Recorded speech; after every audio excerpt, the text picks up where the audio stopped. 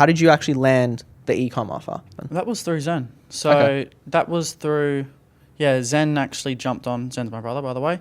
He jumped on the e-commerce offer first and then introduced me to like kind of like the setter manager. And then just naturally, like no intention, hey, I want you to join this company. Just met them through networking.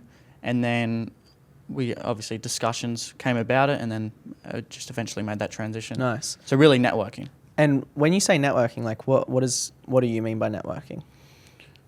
So Zen introduced me to him. Yeah. And just being a normal person. Like, Yeah. honestly, like a lot of people overcomplicate networking. They're like, oh, how am I going to provide value so I can get something in return?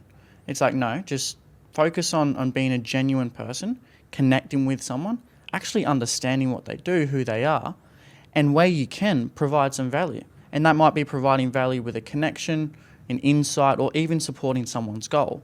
That's providing value. And don't expect anything in return. Because when you don't expect anything in return, you just give and give, it always comes back tenfold. I've seen it time and time again. 100%.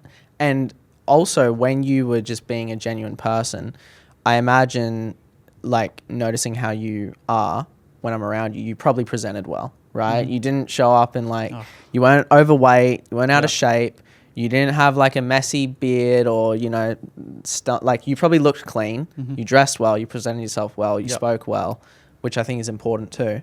Okay, so was that in person, by the way? Or was that over So Zoom? it was all on WhatsApp.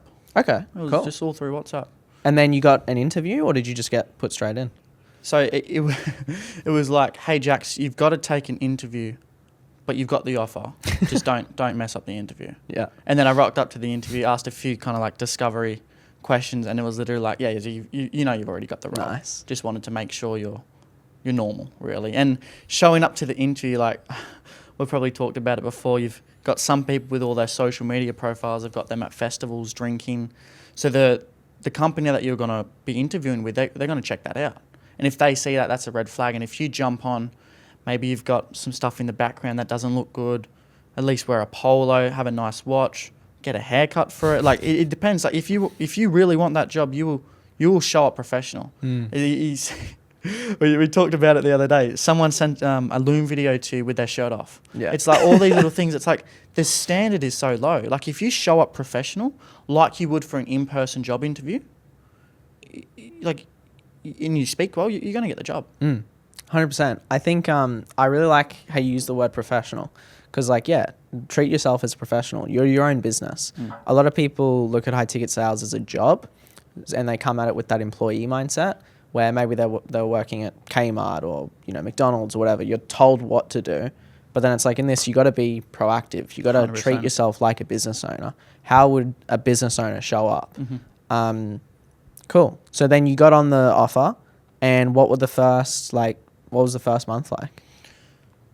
First month, I did maybe $2,000, $3,000 Okay.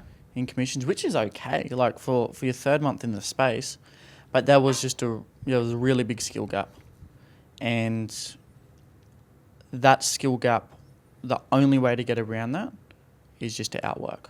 It's just the constant work and learning. How did you know there was a skill gap? I was told.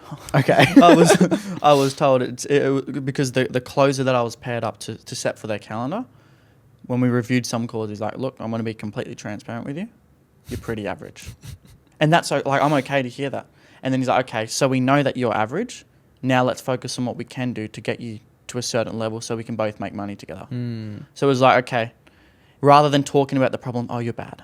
It's like, okay, talk about the problem, identify the problem, and then, okay, here's a solution. We do more training, do more calls. I want you to study this, review this call after this training call after this meeting, and then we can actually focus on a solution to get you to where you want to go. We both make the money we want to make. What were the first few things that you had to actually improve skill-wise? It was my sales tonality. So it was like, I'll give you an example, like an outbound call. Hey, Orlando. Hey, Orlando, it's just Jax here. How are you? It's rather than, hey, Orlando. So like switching up the tonality, because how you think sales is from the movies, you think it's like, for how a traditional car salesperson is. It's like, hey, great to see you. How's the day been? instant sales resistance. Yeah. So I had to drop that. That was the biggest thing. And then learning how to probe naturally, like probing on what they say. Like, how do you mean exactly? Mirroring all of those like foundational sales skills when they started stacking up together, and I got familiar with the setting process, understood how much pain I needed to get, understand like, okay, this is what we have to do here. When they say this, say why. That's when it all really started to come together for me.